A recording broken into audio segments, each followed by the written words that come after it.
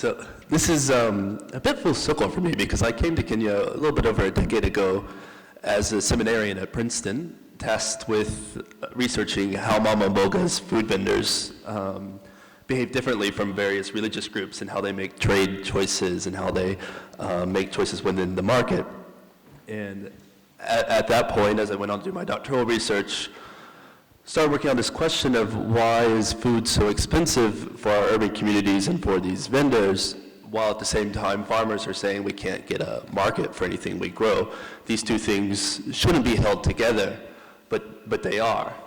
So along that way, I made friends with a guy named Peter Njonjo, who was running Coca-Cola for East Africa at the time, and he went on to become president of Coca-Cola for Sub-Saharan Africa. And we decided to found a company that basically treated just bananas at that time the way Coke treats Coca-Cola. We took the vendors that were part of my research sample in one neighborhood and started delivering to them kiosk to kiosk, first in my little red Toyota, bananas every day. And for these vendors, it meant that they didn't have to get up at 4 in the morning and walk to large-scale wholesale markets in the middle of town, that at least for bananas, they could get it delivered directly to their shop. It would have meant as we could get to about 80 is that for a couple dozen farmers behind it, we could give them a sustainable market, where in the past they would have a lot of market failure issues.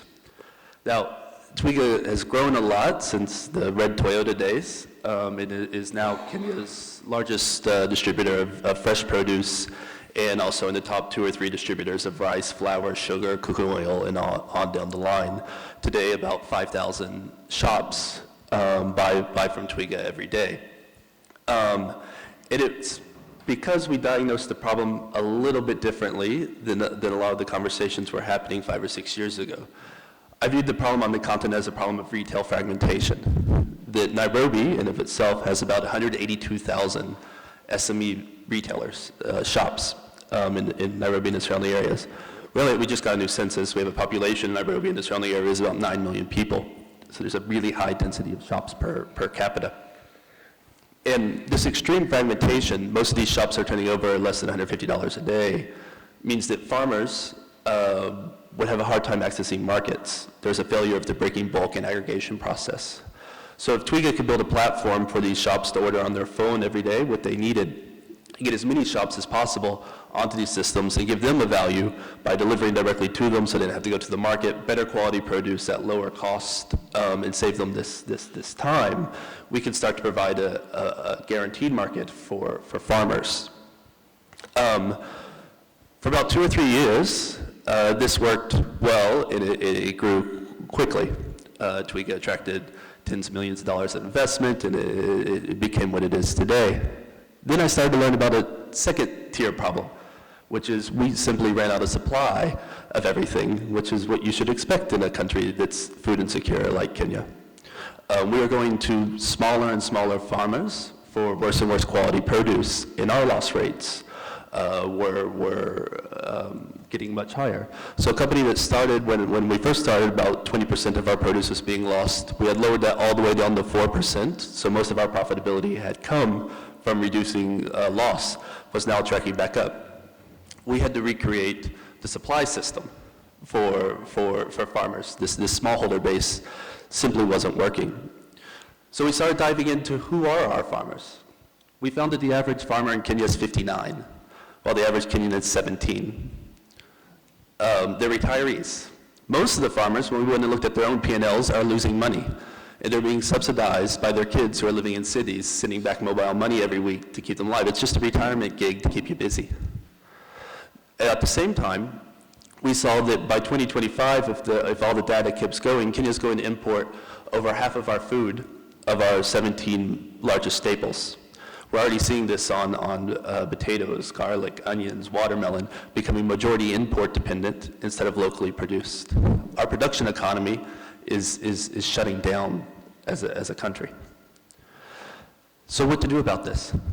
Well, first, we had to ask important questions like, what's the right size of a farm? You know, it's easy for us to degrade farms that are too big, but it's also easy for us to make a moral good about farms that are too small. We saw that post-harvest loss was coming from farms in 3 ways. There are farms growing product that couldn't get it to market because simply they would only have 500 kgs of product. It made no sense to put that product in a lorry and get it somewhere. Second, people are systematically underinvesting in their production. For those of you who travel the world and look at good farms, you'll know that good farmers overinvest per acre to guarantee production. Our farmers underinvest to de-risk their production. People weren't willing to spend largely because they didn't have access to finance. Third, and a very simple problem, is that everybody harvests at the same time. They plant with the rains and they harvest with the rains. And every year in our papers, it's flooded out that, oh, the cows are eating tomatoes now. Just a second. In January, the cows are eating mangoes. It's every month the cows are getting a different kind of food. And that's a problem of irrigation, really. The way to get farms to produce across the year in a coordinated way is to irrigate the farms so smallholders don't just produce and harvest.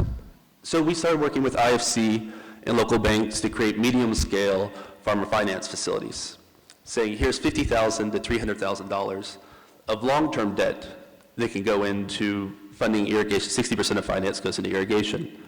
Or working capital finance to get you higher quality seeds, higher quality inputs at the beginning of the season. But note, the target market there is not smallholders, it's SME farmers. It's 20, 30, 40 acres, a sector that really hardly existed in Kenya before. We had these kind of generations old Europeans at the very large scale, and then we had a bunch of smallholders, and then an underserved middle. And then we started seeing some youth come up. You know, we're always told that youth don't want to go into agriculture. I think that youth don't really want to go into poverty.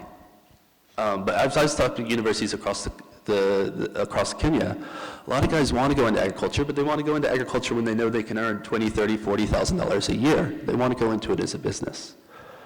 So we need to start asking questions like, how do we create rural wealth instead of how do we just alleviate rural poverty?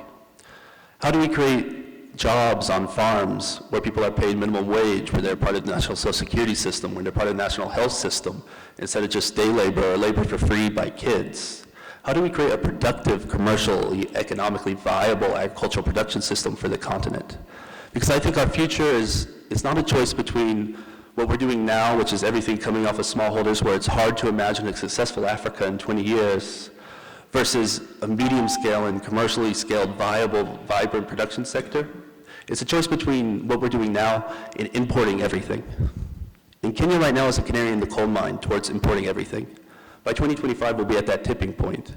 So what I'd ask from this kind of group and the donors is not to romanticize the problems that we have, but to ask how do we co-create and how do we imagine a productive agriculture sector for our economies that reduce food loss, to give dignified work and dignified farms and a correct amount of finance to these systems going forward. Thanks.